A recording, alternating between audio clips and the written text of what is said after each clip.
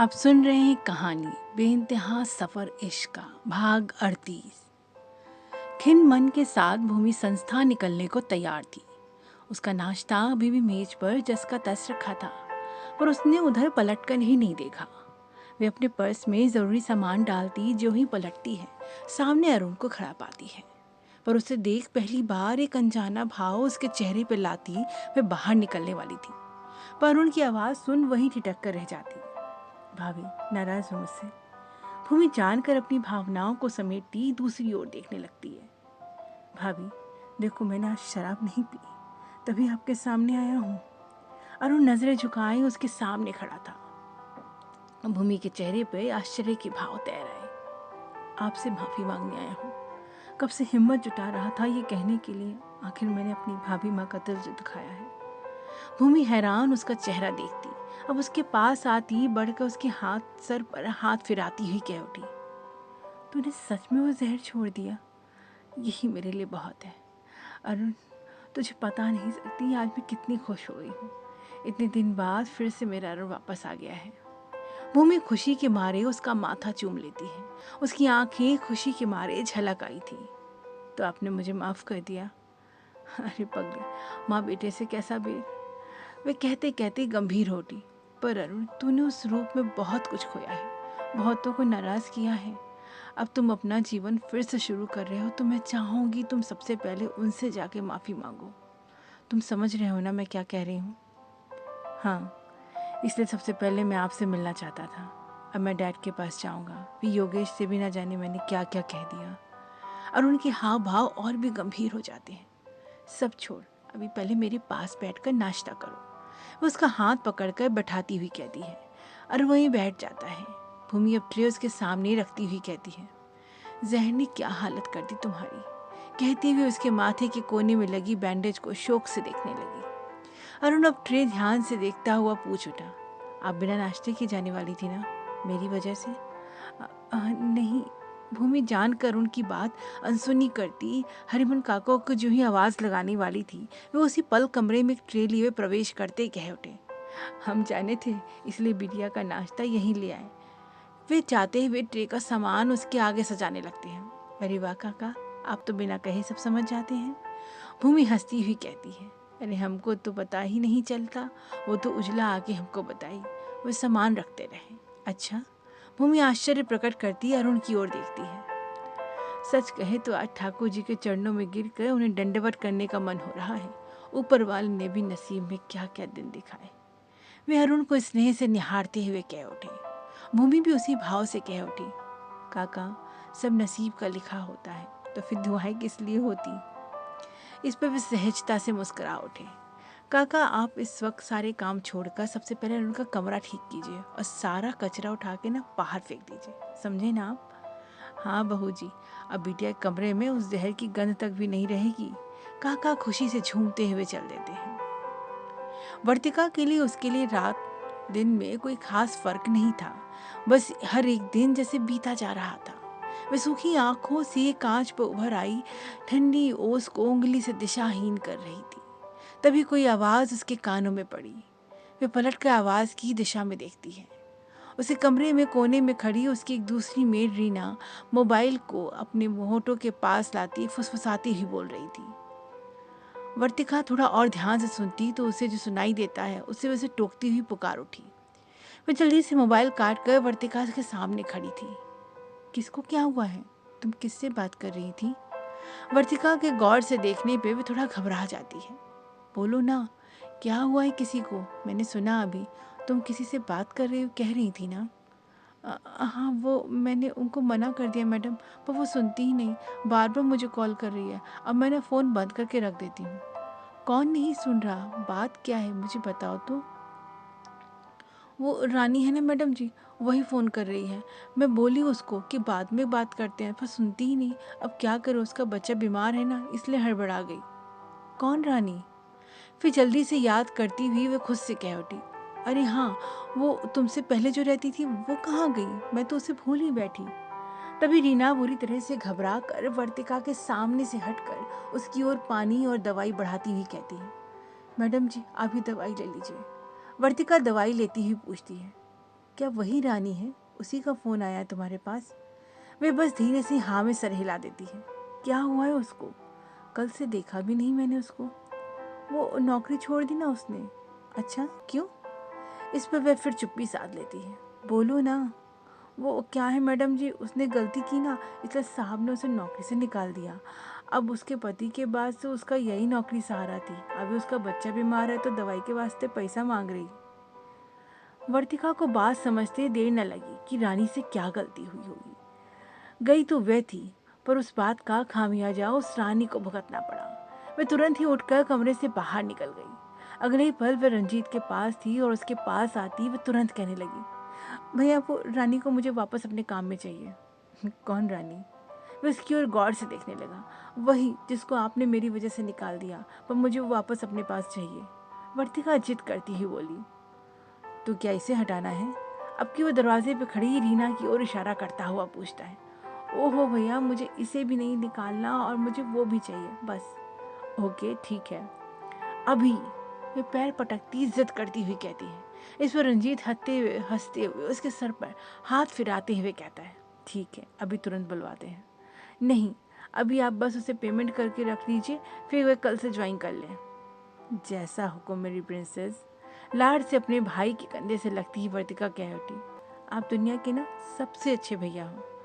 वह भी स्नेह से उसके सर पर हाथ फिराता रहा। अचानक से शराब छोड़कर अरुण अपने मन की बेचैनी से परेशान हो उठा। अजीब सी कसमसाहट उसमें उभरने लगी। भाभी के जाते वे मुख्य हॉल में होता सीढ़ियों की ओर बढ़ रहा था, पर बार बार उसका मन जैसे उसे बाहर की ओर खींचने लगा। वो मुख्य हॉल के एक कोने में स्थित था। कुछ सोच कर वह अपने कदम पीछे करता है, फिर अचानक से मुड़ता है तो ये क्या, उसका सर किसी चीज से टकराया और एक आह सी उसके अंदर से निकल जाती है। वह अवाक अपने सामने के दृश्य को देखता रहा। उसकी नजरों के सामने सीढ़ियों पर खड़ी उजला अपना सर सहला रही थी। अरुण समझ गया कि वही अपनी बेख्याली में सीढ़ी से नीचे आती उजला से टकरा गया होगा। मुझे माफ करना, मैं देख नहीं पाया। अरुण उसकी ओर देखता हुआ धीरे से कहता है। वह अपना सर अभी भी सहला रही थी, पर अरुण के कहते तुरंत चौकस निगाह से उसे देखती हुई कह उठी, आप क्यों माफी मांग रहे हैं? गलती तो मेरी थी, आखिर सामने से मैं ही आ रही थी, और वैसे भी मुझे तो आपसे सुबह वाली बात के लिए माफी मांगनी ही थी। अरुण विस्मय भाव से उसे देखे जा रहा था और वह कही जा रही थी, उस सुबह जो मैं लाई थी उसके लिए। अरे हाँ, आपको तो चाय चाहिए होगी ना, अभी लाती हूँ। झट से कहती है वे सीढ़ियों से नीचे उतर जाती है। अरुण कुछ पल तक हकपकाया सा उसे देखता रह जाता है, फिर वापस अपने कमरे की ओर चल दिया। इससे वे बार में जाने की बात भूल ही बैठा था। अरुण अपने पिता के केबिन में ठीक उनके सामने बैठा था। आज उनके हाव भाव में रोष के बजाय अपनेपन के भाव थे। वे अरुण को गौर से देखते हुए कह रहे थे, कभी कभी होश में इंसान को वो बातें नहीं कह पाता जो नशे में कह लेता है। शायद मेरी सख्ती तुम्हारे लिए ऐसी ही रही हो। खैर, मुझे तुम्हारे लौटने की ज़्यादा खुशी है। भूल जाओ कल क्या हुआ, अब ये सोचो आगे क्या करना है। वे हाथ बढ़ाकर टेबल पर रखे अरुण के हाथ पर अपना हाथ रखते हुए अभी भी उसकी ओर देख रहे थे। ये अपने पिता की ओर से मिला बिल्कुल नया भाव था, जिसमें वह बड़ी खामोशी से सहमति में सर हिला देता है। तभी केबिन में नॉक करते आकाश और उसके पीछे पीछे मेनका वहां प्रवेश करते हैं। आओ बैठो दोनों। दीवान साहब आकाश और मेनका को बैठने का संकेत करते हैं। आकाश अरुण को देख उसके कंधे पे हाथ रखते हुए कहता है, वेलकम बैक अरुण। मेनका भी अरुण के बगल वाली सीट पर बैठती मुस्कुरा देती है। अब दीवान साहब के ठीक सामने उनके तीनों बच्चे थे, जिससे वे भी होठों पे विस्तार देते कहने लगते हैं, तुम तीनों को साथ में देखकर बता नहीं सकता, मुझे बहुत अच्छा लग रहा है। वे तीनों भी मुस्कुरा कर एक दूसरे को देखते हैं। मैं हमेशा से सोचता था कि एक दिन ऐसा आए जब मैं अपना एम्पायर अपने बच्चों को सौंप सकूं, और वो दिन शायद यही है। अब तीनों विस्मय भाव से दीवान साहब को देखने लगे, पर वे लगातार अपनी बात कह रहे थे। दीवान लिमिटेड, जिसने कभी टेक्सटाइल व्यवसाय से अपनी शुरुआत की, लेकिन आज कई उद्योगों में हमारे शेयर मौजूद हैं। आज देश के 50 अरबपतियों में दीवांस की गिनती होती है, बल्कि ग्लोबल लिस्ट में तो दीवांस का परचम है।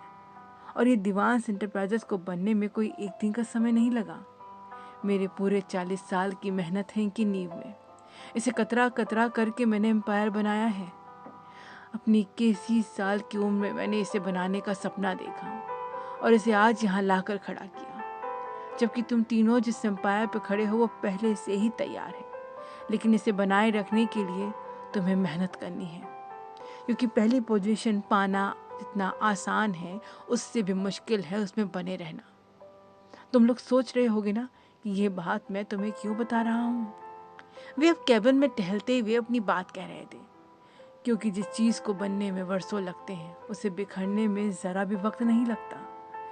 सिर्फ एक गलती इस एम्पायर को ध्वस्त कर सकती है। बस यही मैं तुम्हें बताना चाहता हूँ कि वो गलती तुम तीनों से हरगिज ना होने पाए। एकदम से मुड़ते हुए तीनों के चेहरे वे एक साथ देखते हुए कहते हैं। इस पर आकाश कुछ कहने वाला था, पर वे हाथ के इशारे से उसे चुप रहने का संकेत करते आगे कहने लगे। इसलिए मैं चाहता हूँ कि जिम्मेदारी को तुम तीनों में बांटा जाए, ताकि फ्री हैंड होकर अपने अपने हिस्से की कंपनी तुम तीनों देख सको।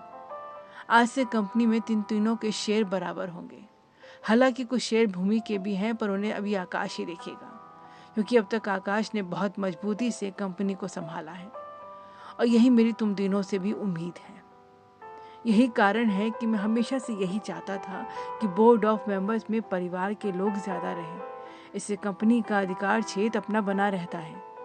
तुम तीनों के शेयर बराबर होने का मतलब है तुम तीनों के अधिकार भी बराबर होंगे। लेकिन वे कुछ पल का पॉज देते आगे कहते हैं, कंपनी का CEO आकाश ही रहेगा और तुम दोनों MD। लेकिन MD के अधिकार क्षेत्र को कम मत समझना, ये भी बहुत जिम्मेदारी का पद है, और यही मेरी अपेक्षाएं भी हैं तुम सबसे।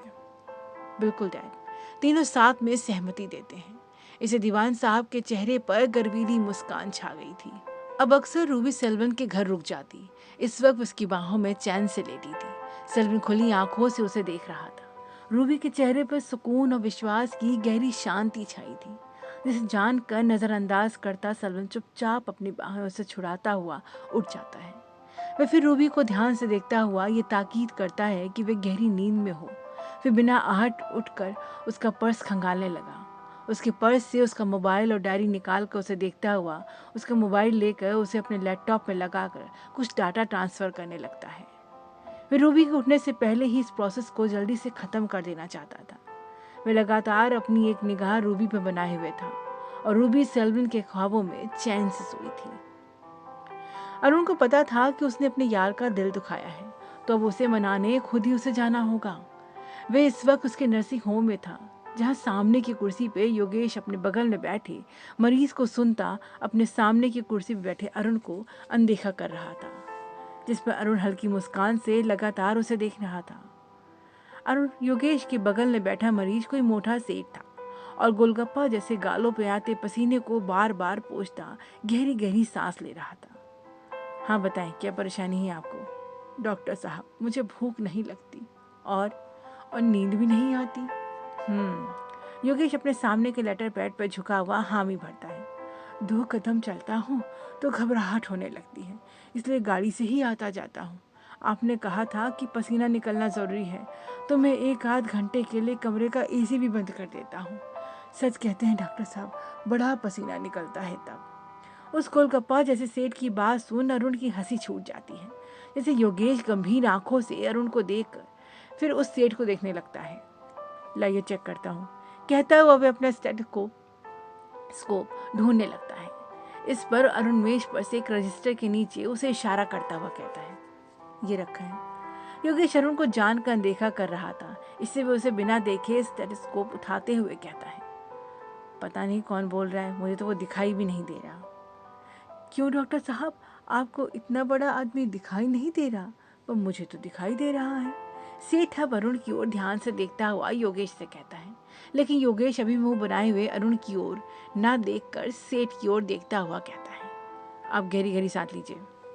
तब मैं समझ रहे हो ना डॉक्टर साहब, 2-4 रोटी खाते मेरी भूख ही मर जाती है। सुबह तो बहुत अच्छी भूख लगे, पर शाम होते होते तो मेरी सारी भूख ही खत्म हो जाती है। तब रात में 2 रोटी खा कर ही सो जाता हूँ। अरुण अभी भी तिरछी मुस्कान से उनकी ओर देख रहा था। तभी उस रूम में योगेश के नर्सिंग होम की नर्स नैना प्रवेश करती है। वे आंखों से अरुण को विश करके योगेश के पीछे की स्लैब पर रखे कॉफी मेकर को ऑन कर देती है। पिछली बार जो दवाई दे रहा था उसमें कुछ दवाई बदल रहा हूँ, इसे आप सुबह शाम लेते रहना। योगेश दवाई का पर्चा उसकी ओर बढ़ाते हुए कहता है, हाँ ये ठीक है। वह दवाई का पर्चा देखता हुआ कहता है, डॉक्टर साहब पिछली बार से कम दवाई लिखी है ना आपने। ये सुनते योगेश अब पर्ची उसके हाथ से लेता, उसमें आगे लिख कर दोबारा उसे पकड़ाता हुआ कहता है, ये कुछ विटामिन और एलर्जी की टैबलेट भी है, इन्हें भी आप लेते रहें। हाँ हाँ अब ठीक है, तब मैं बहुत अच्छी डॉक्टर हूँ। वह खुशी खुशी पर्चा अपने रेशमी कुर्ते की जेब में रखता हुआ उठने लगा। तो डॉक्टर साहब कैसे हैं आप? अरुण फिर योगेश की ओर गौर से देखता हुआ उसे छेड़ता है, मैंने कहा ना मुझे कोई दिखाई नहीं दे रहा। योगेश छल्लाए हुए स्वर में बोलता है। अब तक वह सेठ जो उस कमरे रूम से बाहर निकलने ही वाला था, योगेश की बात पर रुककर फिर अरुण की ओर गौर से देखता हुआ पूछ उठा, क्या सच में डॉक्टर साहब आपको ये सज्जन नहीं दिखाई दे रहे? पर मुझे तो दिखाई दे रहे हैं। वे अपनी मोटी मोटी आंखों से कभी अरुण को देखता तो कभी योगेश को।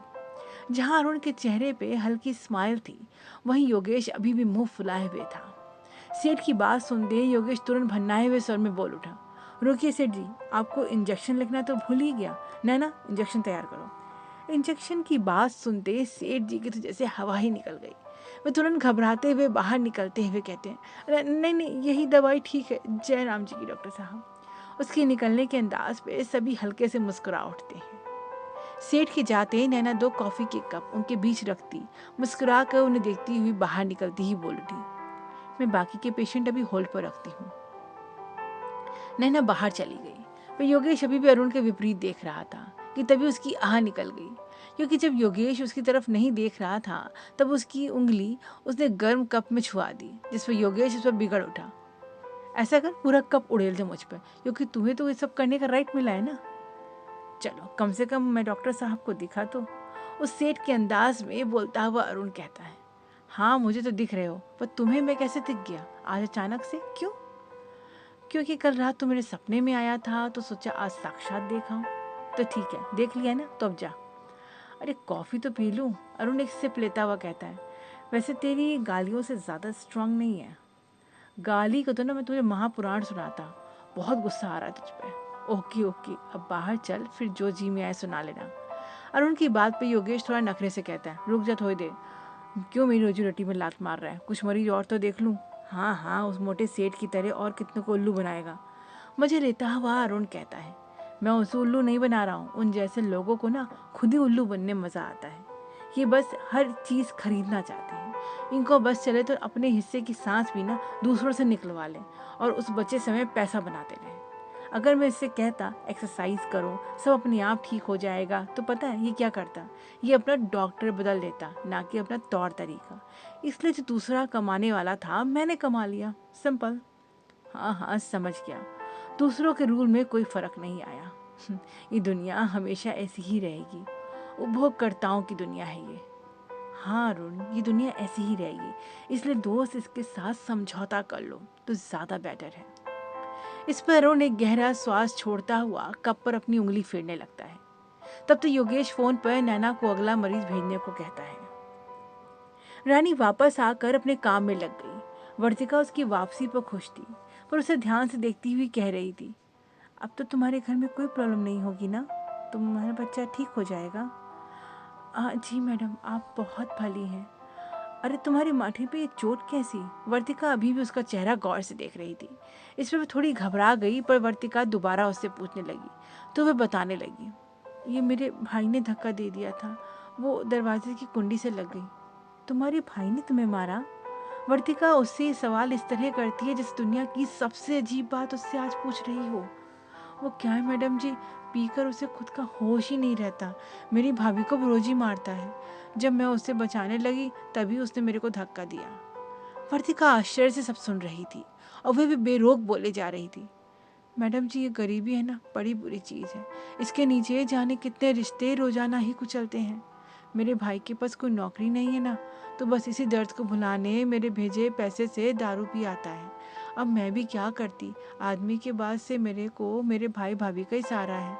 अब मैं यहाँ पे काम पे आती तो वहीं पे मेरे बच्चे का ध्यान रखता है ना दोनों।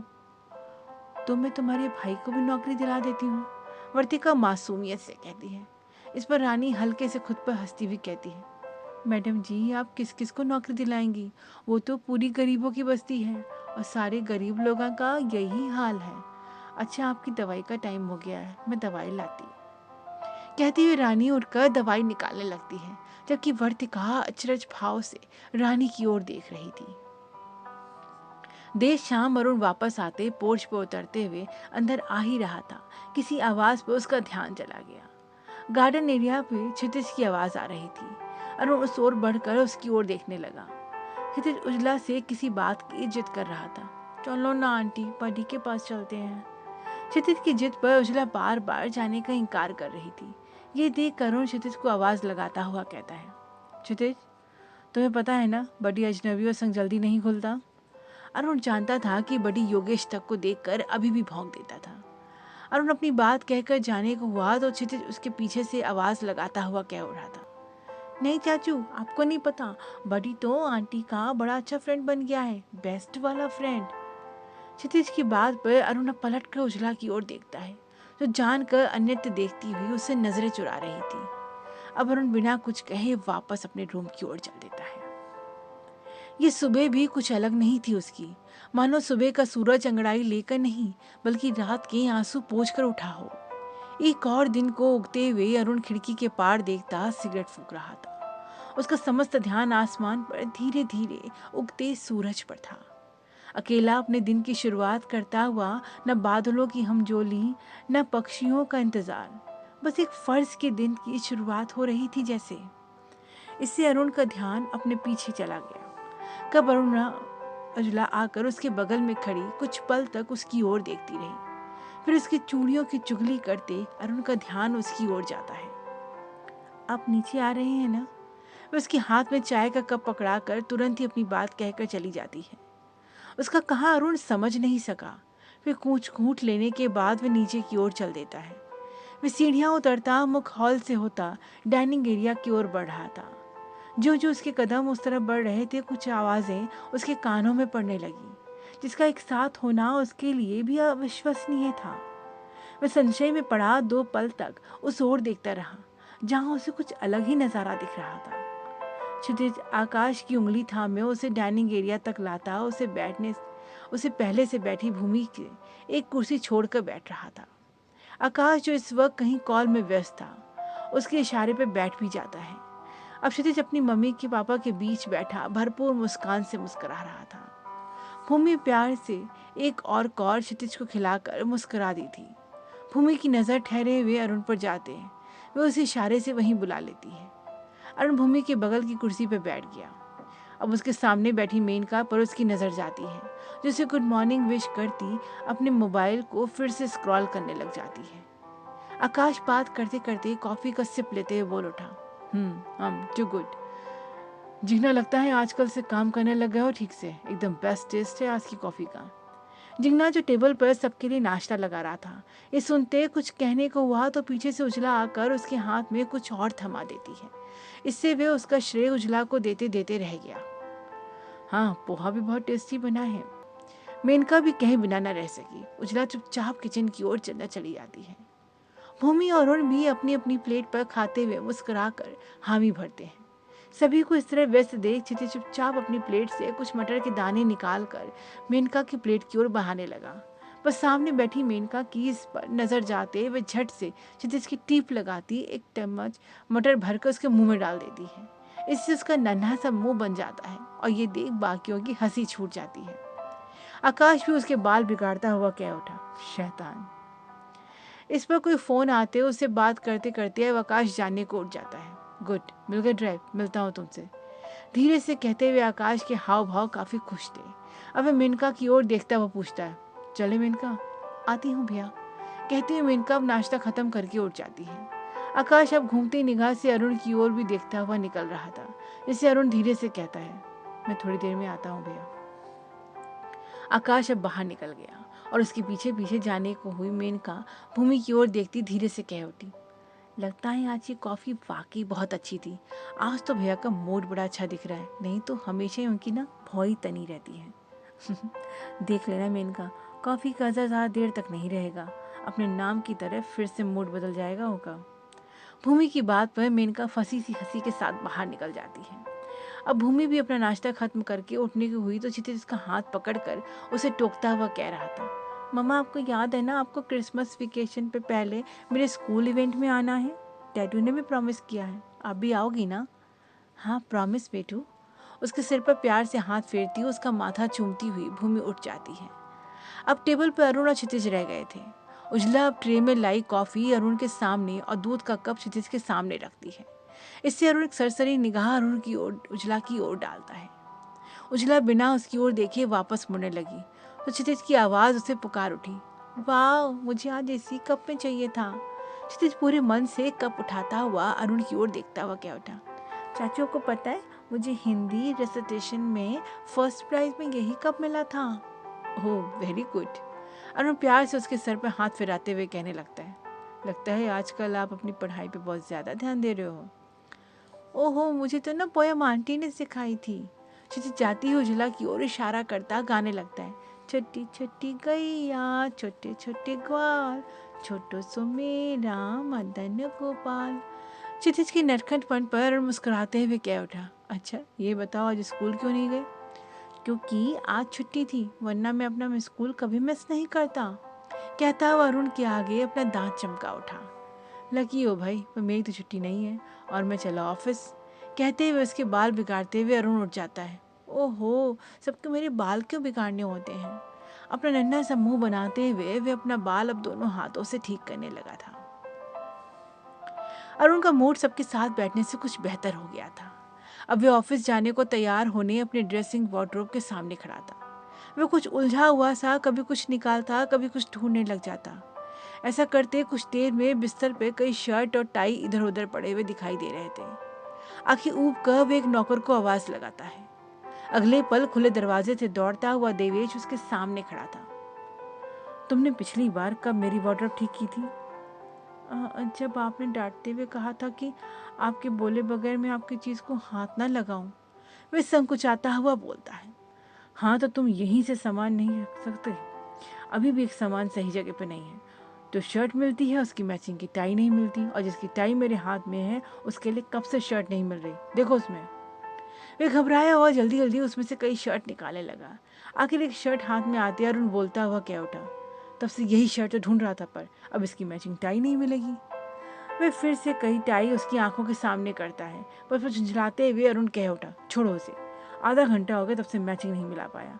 अभी मैं जा रहा हूँ पर तुम इसे ठीक करोगे आज। कहता हुआ अरुण जो ही कमरे से जाने को हुआ उसे देहरी पे उजला दिखी पर उसे नजरअंदाज करता अरुण तुरंत ही बाहर निकल जाता है।